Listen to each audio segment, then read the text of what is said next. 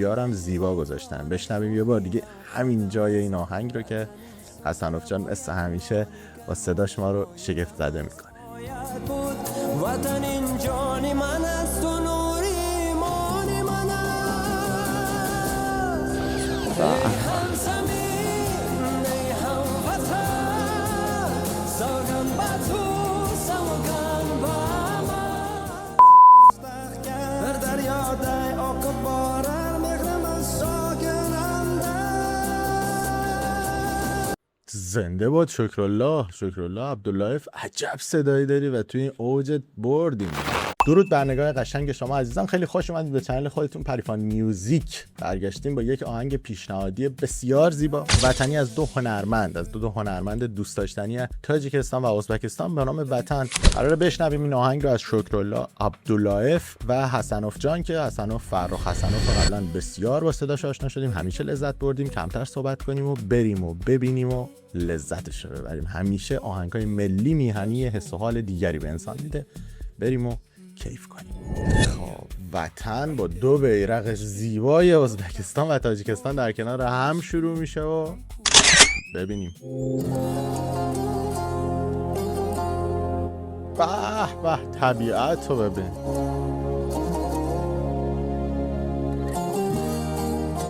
دوشنبه زیبا و بعد هم تصاویری از ازبکستان.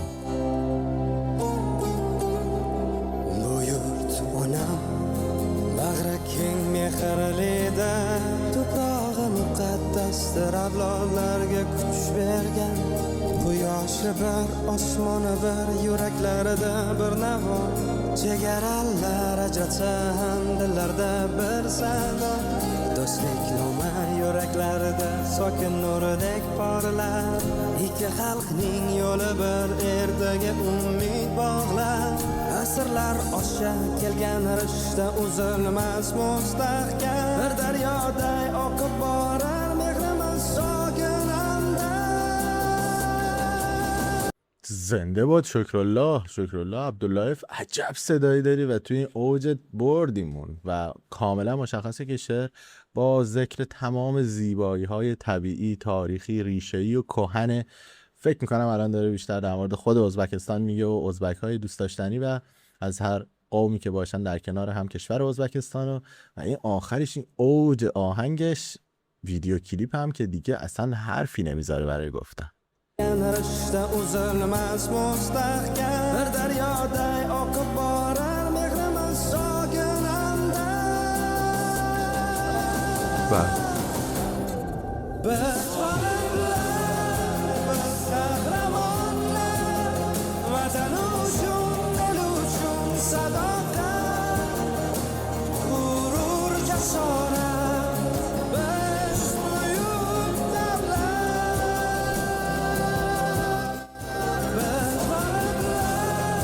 Biz qahramonlar vatan uchun dil uchun sadoqat g'urur jasorat biz buyuk davlat. چقدر زیبا، یعنی اومد کل ازبکستان رو توی شعر خلاصه کرد و بعد با تصاویر حتی نشون دادن تیم‌های ورزشی، رژه‌های نظامی، مناظر طبیعی، الان آیین‌های دینی و قرآن و مسجد و نماز خواندن با یک زندگی معمول مثل اون پدری که بچه‌شو برده بود به اون میدون مشهور شهر رو داشت میگردوند. و ایناست که آدم رو علاقه‌مندتر میکنه به اینکه شما یاد بگیری، به اینکه بفهمی که هر کسی نسبت به وطنش ارق داره، عاشقشه و دوست داره وطنش رو. بسیار زیبا.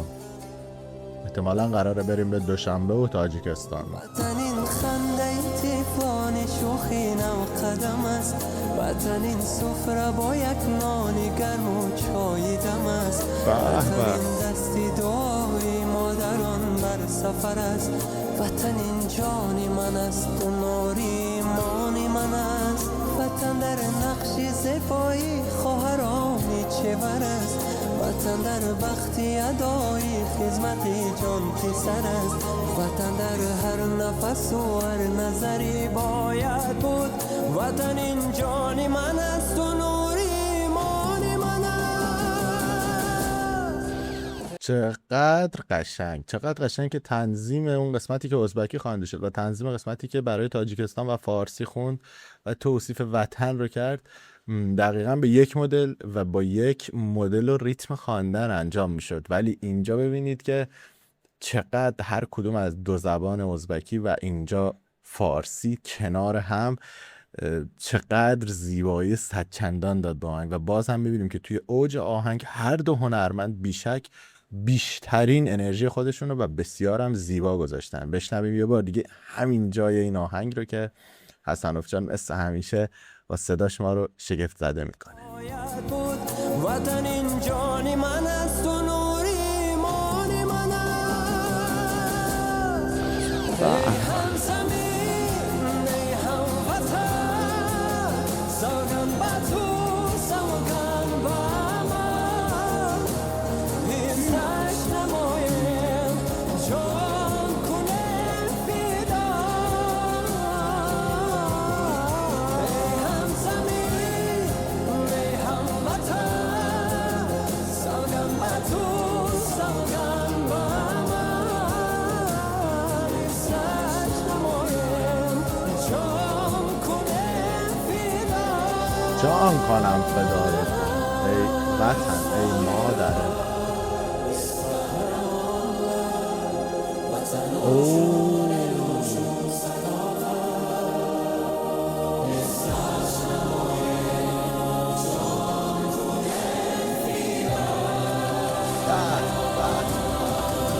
هم زمین ای هم وطن سوگن با تو سوگن با من هیچ نمایم جان کنه فدا.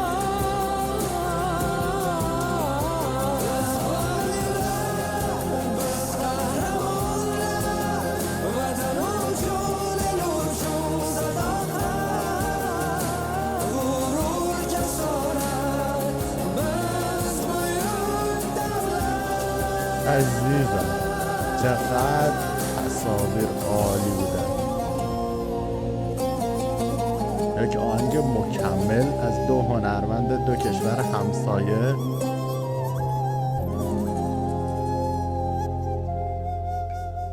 اینجوری میشه که آدم هر لحظه عاشق این میشه که هرچه زودتر و زودتر سفرش رو به این دو کشور زیبا، این دو کشور که همیشه ریشه در یک خاک بودیم. واقعا این منطقه آسیای میانه از تاجیکستان که از چین شروع میشه به سمت افغانستان، ازبکستان، بخشی از ترکمنستان و حتی بخشی از هندوستان و پاکستان و ایران کنونی و جلوتر هم که بریم این نقشه رو همین جور بوده.